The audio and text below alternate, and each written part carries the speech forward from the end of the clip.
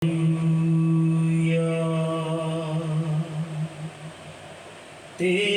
धन्यवाद हालेलुया।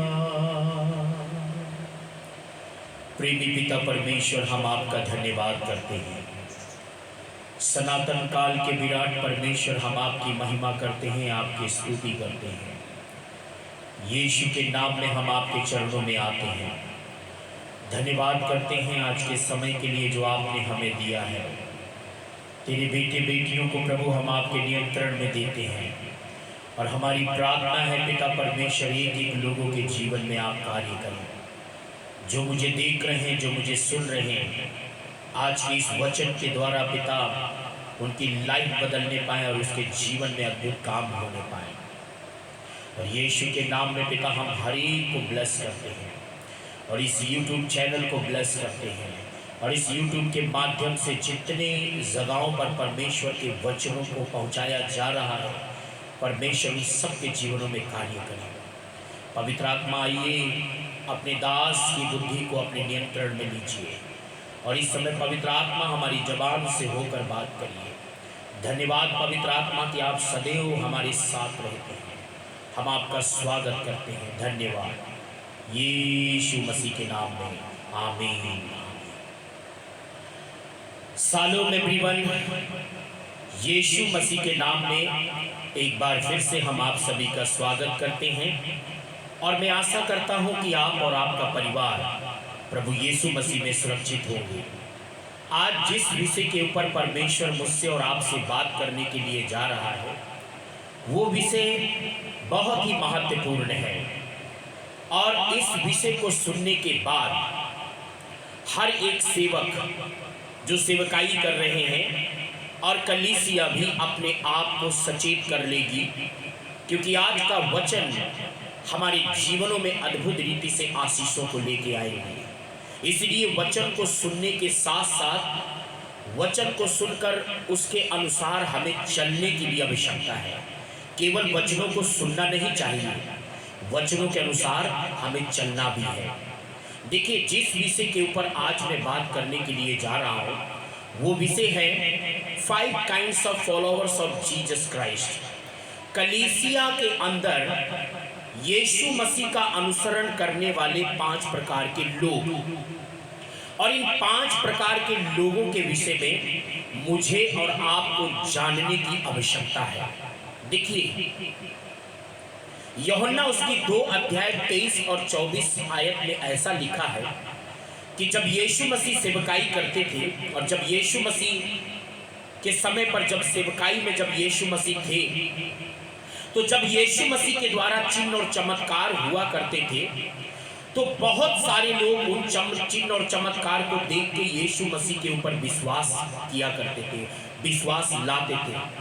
लेकिन 25 आयत में, यूहन्ना 2 के 25 में ऐसा लिखा है, 24 और 25 में, लेकिन लोग यीशु के ऊपर विश्वास करते थे लेकिन यीशु मसीह अपने आप को किसी के भरोसे में नहीं छोड़ता था, क्योंकि यीशु जानता था कि लोगों के मन में क्या है। देखिए, आज का टाइम क्या होता है, जब कोई सेवकाई में आता है और जब सेवा में उतरता है और जब उसके द्वारा चिन्ह और चमत्कार होते हैं, और ये जायज बात है, चिन्ह चमत्कार होंगे, क्योंकि चिन्ह और चमत्कार करने वाला कोई इंसान नहीं, परमेश्वर है, पवित्र आत्मा है, प्रभु यीशु मसीह है।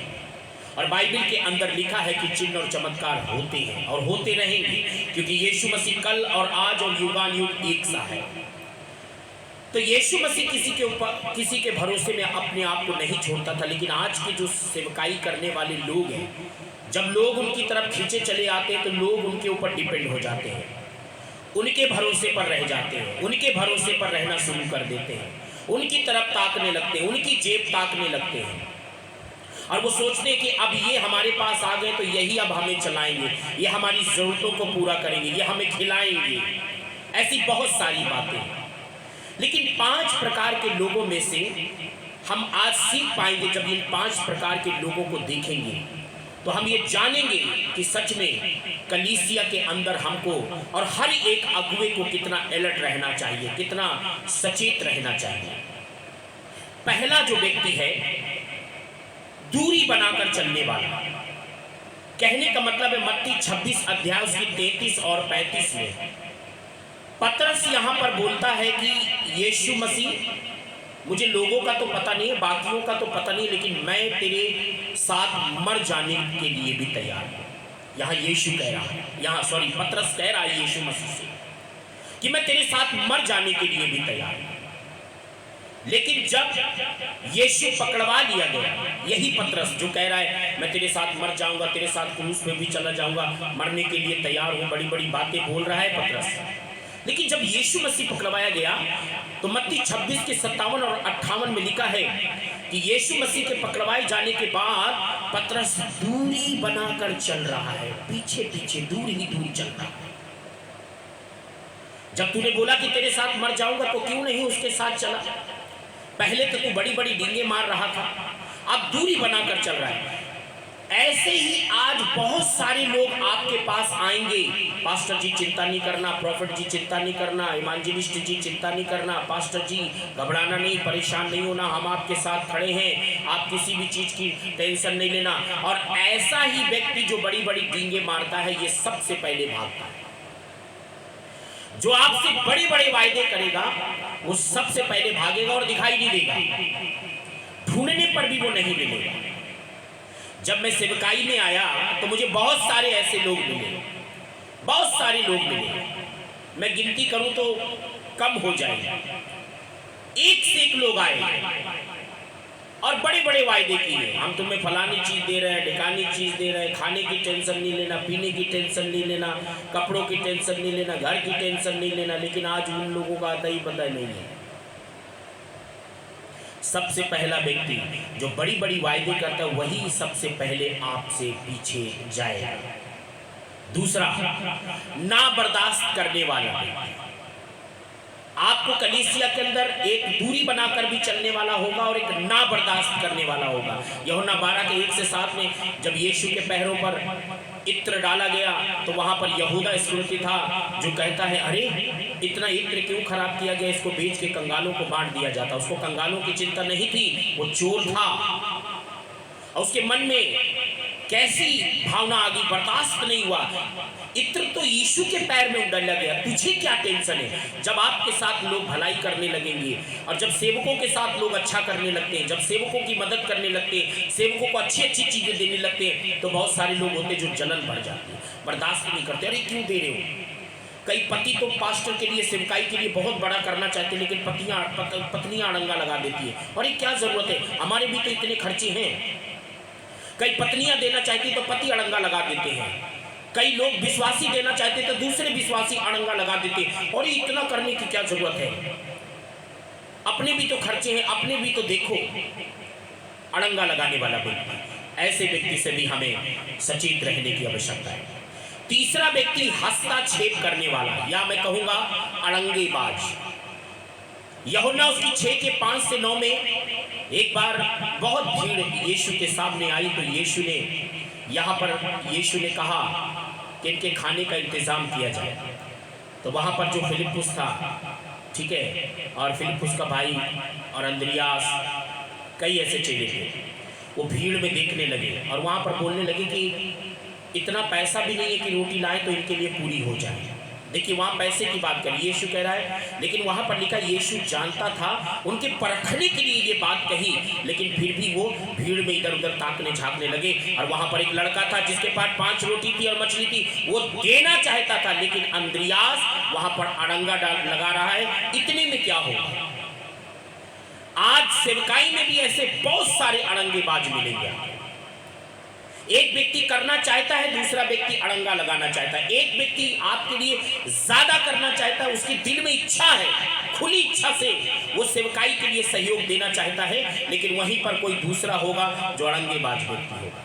हो सकता है पत्नी अड़ंगा लगा दे, पति अड़ंगा लगा दे, हो सकता है कोई विश्वासी अड़ंगा लगा दे, अपने ही लोग अड़ंगा लगा देंगे। अरे रहने दो, हम ही हैं क्या, इतने सारे पड़े हैं, जिसको करना है करने दो, इतने में क्या होगा?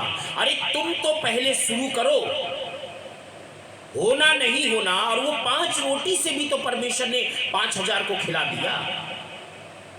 अब तुम थोड़े में थोड़ा विश्वास योग्य नहीं हो तो तुम बड़ा किस प्रकार से प्राप्त करोगे? ऐसे न जाने कितने लोग मुझे मिले, इस 10वें महीने में हम आपको टैब भेज रहे हैं, हम आपको मोबाइल दे देंगे, हम आपको फलाना कर देंगे, अमका कर देंगे, डमका कर देंगे, बड़ी बड़ी डींगे। और जो जल्दी वायदे करता है, मुझे मालूम है ये पीछे भी हटने वाले लोग होते हैं। और ऐसे लोगों के लिए परमेश्वर कोई योजना नहीं रखता, और ऐसे लोगों के लिए परमेश्वर के पास कोई योजना ही नहीं रहती है। चौथा व्यक्ति बहरूपिया, हम सकल, नकलची। मत्ती उसकी 13 के 24 से 30 में लिखा है कि 2 प्रकार के फसल के बारे में, एक जंगली बीज और एक गेहूं। मतलब 2 प्रकार की वहां पर फसल है, असली और नकली। कलीसिया में भी एक व्यक्ति असली होता है और एक नकलची होता है, नकल करने वाला व्यक्ति होता है। वो प्रार्थना में भी नकल करेगा, आराधना में भी नकल करेगा, आपसे मिलने भी आएगा तो नकलची। लेकिन वहां पर एक चीज को ध्यान में रखना है, उस नकलची को पहचानना और जल्दी उसको अपने पास से अलग नहीं करना, अन्यथा वो आपकी पूरी कलीसिया खराब करके चला जाएगा। अगर कोई बहरूपिया होगा, अगर कोई हम सकल होगा, जो एक्टिंग बाज होगा, एक्ट्रेस होगा, एक्टिंग करेगा, अगर ऐसा कोई व्यक्ति कलीसिया में है तो आप जल्दी उसके साथ पंगा मत लेना, उसको आप जल्दी मत भगाना, जल्दी मत छेड़ना।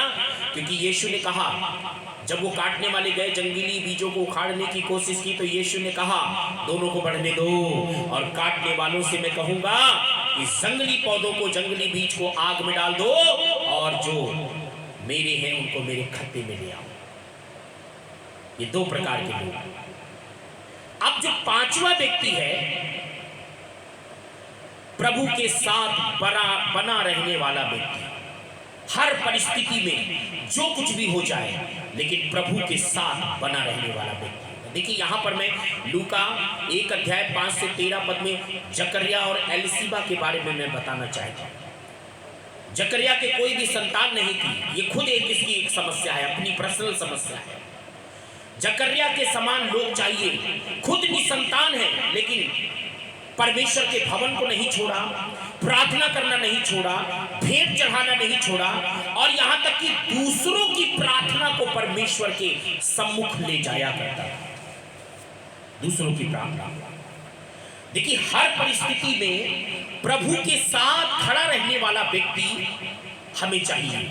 परिस्थिति चाहे जैसी भी है, चाहे कितनी भी बड़ी सी बड़ी परिस्थिति क्यों ना आ जाए, लेकिन वो प्रभु के साथ भवन में, प्रार्थना में, आराधना में, भेंटों में हमेशा वो खड़ा रहना चाहिए। ऐसा व्यक्ति को परमेश्वर आशीष देता है। जब जकरिया दूसरों की प्रार्थना को लेके जाता था, दूसरों की प्रार्थना को परमेश्वर के सामने पहुंचाता था, दूसरे की भेंट परमेश्वर के सामने पहुंचाता था, आपको मालूम है स्वर्गदूत ने उसकी प्रार्थना को सुन लिया, और एलिसीबा को परमेश्वर ने एक बच्चे की आशीष को दिया। मैं आपको बोलना चाहता हूं, ऊपर के जो 4 प्रकार के लोग हैं आपको कलीसिया के अंदर बहुत सारे मिलेंगे, लेकिन ये जो 5वां व्यक्ति है, हर परिस्थिति में आपके साथ खड़े रहने वाला, कलीसिया में खड़े रहने वाला, कलीसिया की हर एक जरूरतों में वो मदद करने वाला व्यक्ति जो होगा, परमेश्वर उसको आशीष देने में देरी नहीं लगाएगा, जो जकरिया के समान होगा। लेकिन आज जकरिया के समान लोग मिलना बहुत मुश्किल है। आज परमेश्वर जकरिया के समान लोगों को ढूंढ रहा है कि चाहे कैसी भी उसकी खुद की परिस्थिति है, निसंतान है, उसके पास खुद का अपना बच्चा नहीं है और बुढ़ापे में है, लेकिन फिर भी भवन नहीं छोड़ा, प्रार्थना करना नहीं छोड़ा, दूसरों की प्रार्थना को परमेश्वर के सामने लेके जाना। आज हम लोग क्या करते हैं, हम में से बहुत सारे लोग क्या करते हैं, जब उनके ऊपर समस्या आती है तो वो कहते हैं हम क्यों दूसरों के लिए प्रार्थना करें, हम क्यों दूसरों के पास जाएं, जब वो हमारी नहीं सोचते तो हम उनकी क्यों सोचें। दूसरों की ज़्यादा, दूसरों के ऊपर डिपेंड रहते हैं, दूसरों के ऊपर भरोसा रखते हैं। और कई लोग तो ऐसा होते हैं, सेवकाई करते हैं और फिर बाद में कहते हैं वो हमारी चिंता नहीं करता, हमारी देख रेख नहीं करता, हमारी ज़रूरत नहीं पूरी करता। आप उसको देख के सेवकाई में आए हैं तो सेवकाई बंद करके कहीं जाके काम करिए, कहीं नौकरी करिए। दूसरों के ऊपर अपने आप को मत छोड़िए, दूसरों के पैसों पर निर्भय मत रहिए। प्रभु ने आपको बुलाया है तो प्रभु को देख के चलिए, वो आपकी जरूरतों को पूरा करेगा। जिस दिन आपने दूसरों को देखना बंद कर दिया, उसी दिन परमेश्वर आपके ऊपर आशीषों को लाना शुरू कर देगा। और जितना ज्यादा आप दूसरों को देखते रहेंगे, उतना ज्यादा आप परेशानियों का सामना करते रहेंगे। तो मेरे प्रिय भाई और बहनों, मुझे कलीसिया के अंदर ऐसे लोगों को पहचानना है, इन 5 प्रकार के लोगों को पहचानना है और अपने आप को सचेत रखना है, ताकि हम धोखे से कहीं खुद कलीसिया को ना खराब कर लें और लोग कलीसिया को खराब करके ना चले जाए। ना जाने कितने मेरे पास ऐसे लोग आए, शुरू में आए और कलीसिया खराब करके चले गए, मिनिस्ट्री खराब करके चले गए, लेकिन मुझे कोई फर्क नहीं पड़ा। और जितने लोग मिनिस्ट्री खराब करके चले गए, उनकी आप घर को देख लीजिए जाके, उनकी लाइफ को देख लीजिए जाके, उनके परिवार को देख लीजिए जाके। जो लोग परमेश्वर की कलीसिया को खराब करते हैं, उनका परिवार भी खराब हो जाता है, उनके आपस में रिश्ते भी खराब हो जाते हैं, क्योंकि परमेश्वर की कलीसिया को कभी भी छेड़छाड़ नहीं करना चाहिए, कभी भी नहीं करना चाहिए। अभी बीते दिनों से मैं देख रहा हूं, प्रॉफिट बैजेंद्र सिंह जी भिलाई में कन्वेंशन करने के लिए जाने वाले हैं 23 और 24 तारीख को, और वहां पर मैं बजरंग दल के लोगों को देख रहा हूं जो कह रहे हैं कि हम रोकेंगे, टोकेंगे, ठोकेंगे, रोकेंगे, टोकेंगे, ठोकेंगे। तो मैं आपको एक बात बताना चाहता हूं, ना आप रोक पाओगे, ना टोक पाओगे, ना ठोक पाओगे। परमेश्वर का काम है, परमेश्वर का वचन है, और परमेश्वर का वचन फैलता ही रहेगा। और वहां की जो गवर्नमेंट भी उनकी बात को सुन रही है ना, और आने वाले दिनों में मैं चैलेंज के साथ कहता हूं, गारंटी के साथ कहता हूं, ये ग्लोबल क्रिश्चियन प्रोटेक्शन फॉर्म जो है, ये ग्लोबल क्रिश्चियन प्रोटेक्शन, ये जो ऑर्गेनाइजेशन है, ये आने वाले दिनों में एक दिन छत्तीसगढ़ के अंदर न जाने कितने परमेश्वर के दासों की कन्वेंशन को कराएगी, और ये ना बजरंग दल वाले रोक पाएंगे। अगर रोकना है तो आप हिंदुओं को रोको जाके ना, आप उनको रोकिए। और छत्तीसगढ़ की बात करते हो तो छत्तीसगढ़ के अंदर जितनी कलीसियां हैं वो सारी ईसाई पास्टर नहीं है। आप जाइए, उन चर्चों को बंद करा के दिखाइए, कोई भी परमेश्वर के दासों को रोक नहीं सकता, कोई परमेश्वर के दासों को रोक नहीं सकता, क्योंकि परमेश्वर ने अपने काम के लिए चुना है। हाँ, वो एक अलग बात है कि परमेश्वर मेरा न्याय करेगा, उनका न्याय करेगा, सबका न्याय करेगा। तुम कोई न्यायी नहीं हो, और परमेश्वर का काम हो के रहेगा, आज नहीं तो कल, कल नहीं तो परसों होकर रहेगा, कोई नहीं रोक पाएगा। परमेश्वर इन वचनों के द्वारा आपको बहुत आशीष दे। जय मसीह।